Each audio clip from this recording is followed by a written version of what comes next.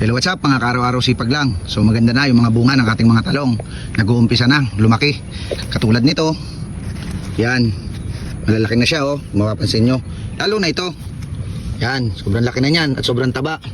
Hindi ko pa lang siya pwedeng pitasin ngayon dahil tingin ko may lalaki pa siya. Medyo napansin ko lang sa kabila ng sunod-sunod na pag-ulan itong mga nakarang araw.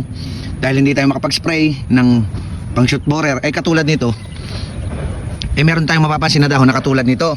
Kung anong ganda nung iba, pero may mapapansin ka na ilan na may nalalanta. So itong mga nalalanta na to, kailangan maagapan dahil nakakabahala ito. Dahil nga hindi tayo makapag-spray. Sa loob nito merong uod. Yan.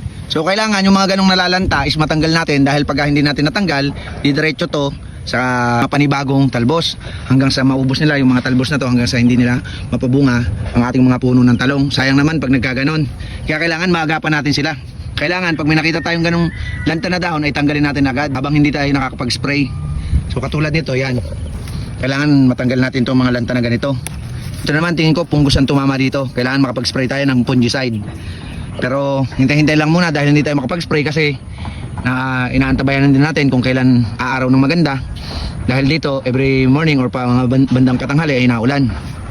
So ito, bigyan ko kayo ng isa pang example. Ito, diba healthy yung dahon niya. Tapos ito, nalalanta. So kailangan tanggalin natin agad siya dito. Yan oh.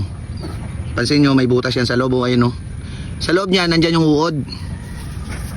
Yan yun, yan. Yan, nalabas na yung uod.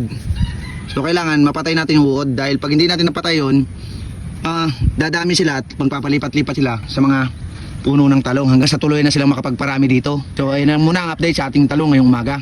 Salamat guys sa panonood.